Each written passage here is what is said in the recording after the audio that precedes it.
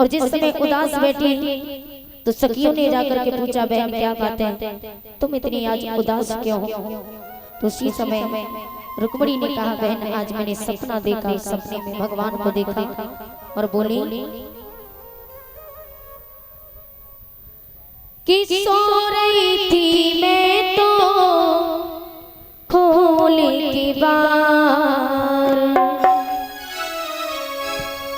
कि सो रही थी मैं तो खोले के बार, बेदर्दी दगा दे के चले गए, बेदर्दी दगा दे के चले गए, बेदर्दी दगा दे के चले गए, बेदर्दी दगा दे के चले गए। ओ सो रही थी मैं तो खोले के बार, ओ सो रही थी मैं तो खोले के बार, बेदर्दी दगा दे के चले गए, बेदर्दी दगा दे के चले गए।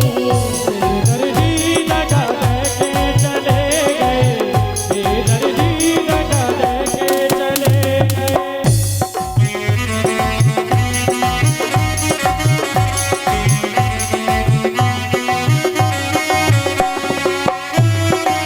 क्या बात है?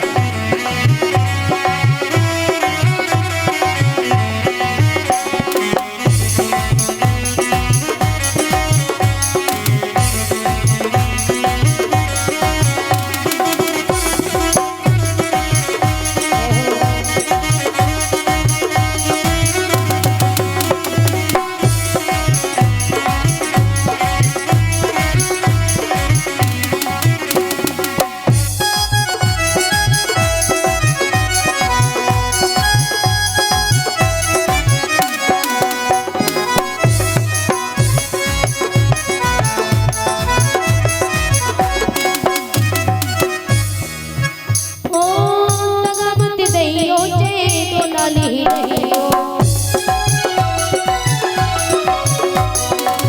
दगा मत दइयो जे तो नाली रहियो,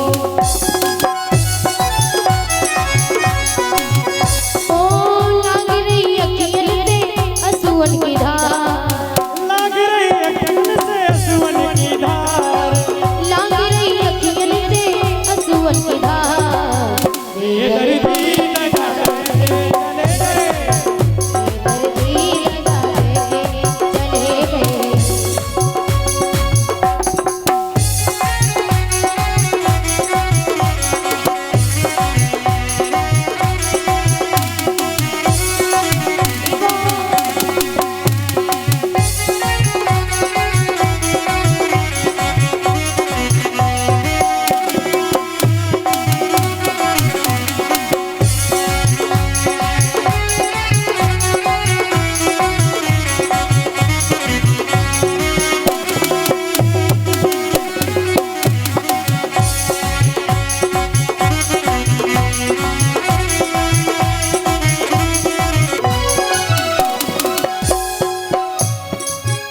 ओ ऊंची अटरिया लाल की बरिया, ऊंची अटरिया लाल की बरिया, ऊंची अटरिया लाल की बरिया, ऊंची अटरिया लाल की बरिया। ओ आते आते हो गई तुमको अवार, आते आते हो गई तुमको आवार, आते आते हो गई तुमको अवार, बेदर्दी दगा दे के चले गए, बेदर्दी दगा दे के चले गए। ओ सो रही थी मैं तो खोले के बार, ओ सो रही थी मैं तो खोले के बार, बेदर्दी दगा दे के चले गए, बेदर्दी दगा दे के चले गए।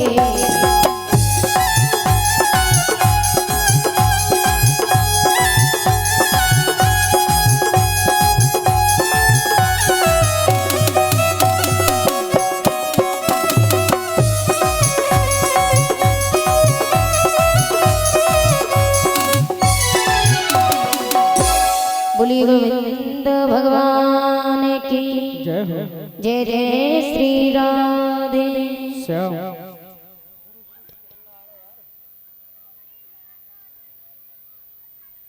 पीछे हट जाओ थोड़ी, दूसरी बार हुआ है ये। पीछे हट जाओ थोड़ी थोड़ी। बोली बागे बिहारी लाल की।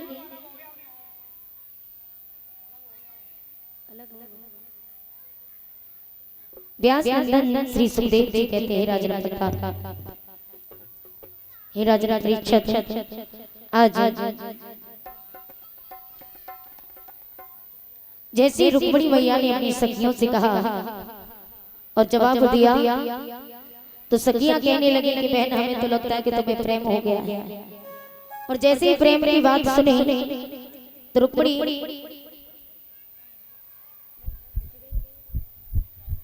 आज रुक्मिणी जी दिन रात भगवान के ख्यालों में खोई रहती है। एक दिन रुक्मिणी की मां जिनका नाम है सुद्धमती ने महाराज भीष्मक से कहा पुत्री के विवाह के लिए कोई वर देखो। तो महाराज भीष्मक वर ढूंढने के लिए अपने सिपाहियों से पूछते तो कोई किसी का नाम बताता है, कोई किसी का। एक ने द्वारकाधीश भगवान श्री कृष्ण का नाम लिया तो महाराज भीष्मक प्रसन्न हुए, अपनी पुत्री रुक्मिणी के विवाह की तैयारियां करने लगे। ये बात रुकुम को पता चली तो रुकुम ने कहा पिताजी किसके विवाह की तैयारियां चल रही हैं? बोले तुम्हारी बहन रुक्मिणी। बोले किसके साथ? द्वारकाधीश भगवान श्री कृष्ण के साथ। और जैसे ही भगवान श्री कृष्ण का नाम सुना रुकुम क्रोध में आ गया और कहा उसके साथ मैं अपनी बहन का विवाह नहीं करूंगा। मेरी बहन का विवाह होगा तो सिर्फ और सिर्फ मेरे साले शिशुपाल के साथ। पिताजी एकदम से टूट जाते, बोले ये क्या कह रहा है? बोले पागल हो, यदि तुम अपनी बहन का विवाह अपने साले के साथ करोगे तो देखो उन्होंने तुम्हें अपनी बहन दी है, वो तुमसे जीजा कहते हैं और तुम अपनी बहन दोगे, क्या रिश्ता होगा? रुकुम ने कहा पिताजी बुराई की बात कौन सी है? वो हमसे जीजा कहते हैं, हम उनसे जीजा कहने लगे। जैसे ये बात सुनी तो महाराज भीष्म क्रोध में आ गए। रुकुम ने अपने पिता की एक बात नहीं चलने दी। आजकल लड़कों के आगे बुजुर्गों की नहीं चलती है। पत्र लिखकर के रुकुम ने अपने साले शिशुपाल को भेज दिया। जैसे शिशुपाल के हाथों में पत्र पहुंचा, शिशुपाल ने पत्र खोल करके पढ़ा तो बड़ा प्रसन्न हुआ और अपनी भाभी के पास में पहुंचा, कहा भाभी हमें दूल्हा बना दो। भाभी ने कहा लला पागल हो, कहते ना कि पुरी न पापरी गद्दबो आए परी, वो हिसाब कर रहे हो तुम तो। बोले दूल्हा बनाना, लेकिन बारात कहाँ? बोले भाभी हमारे जीजा जी की बहन जो रुक्मिणी है उनके साथ मेरा विवाह होगा, मेरे जीजा ने पत्र भेजा है। तो भाभी कहने लगी लला तुम पागल हो।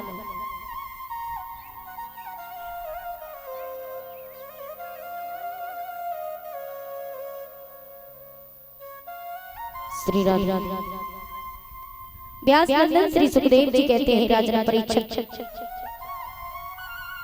भाभी ने बहुत समझाया कि लाला मान जाओ, वहाँ एक दुल्हन है दो दूल्हा है, वहाँ अवश्य विवाद होगा। लेकिन शिशुपाल नहीं माना। भाभी ने कहा कुएं में गिर रहे हो तो गिर जाओ, शीश पे मोहर रखी तो छींक हो जाती है। लेकिन कहते हैं प्यारे कि छींक सामने की बुरी और कबहू न खाली जाए,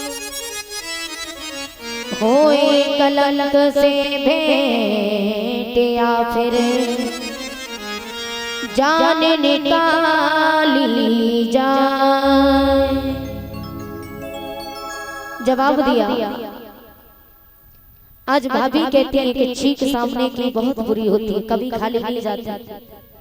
सामने से यदि हम कहीं जा रहे हैं, सामने से किसी ने छींक दिया तो सबसे बड़ा अपशगुन है। कहते कि छीकत खइयो छीकत नहीं हो और छीकत पर घर मत जाइए। स्नान करने जा रहे हैं, चीख हो जाए या किसी कोई चीख दे तो सुख होता है। भोजन करते समय चीख आ जाए ये भी सुख होता है। लेकिन हम कहीं जा रहे हैं तो सामने से यदि किसी ने चीख दिया तो सबसे बड़ा अपशगुन है। दोष माना जाता है सामने की चीख का। सामने से कोई चीख दे तो सबसे बड़ा अपशगुन होता है। आज भाभी ने बहुत समझाया लेकिन शिषपाल नहीं माने। जब नहीं माने तो दूल्हा बना दिया। दूल्हा बना करके शिषपाल तैयार हो जाता है बारात को लेकर के। आज शिषपाल कुंदनपुर में पहुंचा और जैसे कुंदनपुर में जाके पहुंचा तो वहां जाकर के चारों तरफ से कुंदनपुर को घेर लिया। अनंत सेनाओं को साथ में लेकर के गया। चारों तरफ से जब कुंदनपुर को घेरा तो उसी समय वक्तों ये बात रुक्मिणी को पता चली तो रुक्मिणी रोने लगी। तो भगवान श्री कृष्ण की याद में जब रोती एक संत जी भिक्षा मांगने के लिए जाती कि माई री माई भिक्षा दे दे, द्वार पे योगी आया और दुआरे छोड़ के तेरे दर पे अलग जगाया। भिक्षा डाल डाल डाल, भिक्षा डाल डाल, भिक्षा डाल डाल डाल, भिक्षा डाल डाल डाल।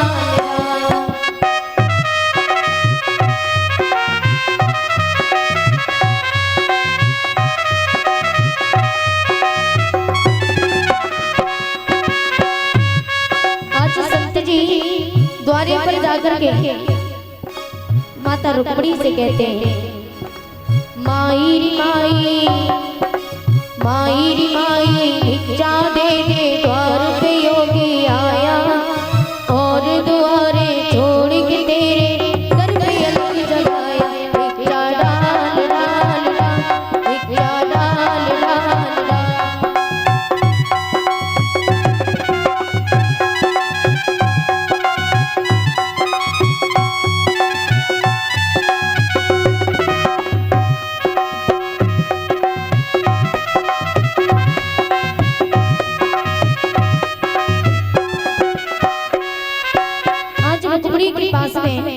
संत जी जैसे पहुंचे तो संत जी जाकर के आज रुक्मिणी मैया से भिक्षा मांगते हैं। रुक्मिणी मैया रो रही हैं। रुक्मिणी मैया को रोता देखकर संत जी कहने लगे क्या बात है बेटी, आज तुम्हारी आंखों में ये आंसू क्यों? आज रुक्मिणी ने सारा हाल बताया और जैसे रो रो करके सारी बात बताई तो रुक्मिणी आंखों में आंसू भर के कहती है बाबा संत जी भिक्षा मांगना भूल गए। और जैसे भूल जाते हैं तो आंखों से आंसू पहुंचने लगे और कहा बेटी खुशी की बात है, तेरी बारात आज द्वारे पर आई है तो तुझे प्रसन्न रहना चाहिए। रुक्मिणी ने कहा बात यह है कि मेरे भैया ने मेरा विवाह अपने साले शिषपाल के साथ में तय किया। तो ये बात सुन करके ब्राह्मण देव कहने लगे ये तो बहुत गलत हो रहा है। रुक्मिणी ने कहा बाबा मेरा एक काम कर दोगे? हाँ बताओ क्या काम है? बोले बाबा सिर्फ इतना कर दो, मेरा संदेशा द्वारकाधीश भगवान श्री कृष्ण तक पहुंचा देना। भगवान श्री कृष्ण की बात सुने तो ब्राह्मण देव कहने लगे बेटी मेरे हाथ पैर में इतना बल नहीं है। आज रुक्मिणी ने कहा बाबा यदि आपने ऐसा नहीं किया तो मैं अपने प्राणों को त्याग दूंगी। तो बाबा पत्र लेकर के चले। कड़ी सी कड़ी धूप पड़ रही थी। धूप के कारण एक पीपल के वृक्ष के नीचे आराम करने लगे कि तू फेरी गिलमाए लियो, कि तू फेरी गिलमाए लियो जाई बगिया में, फेरी गिलमाए लियो जाई बगिया में।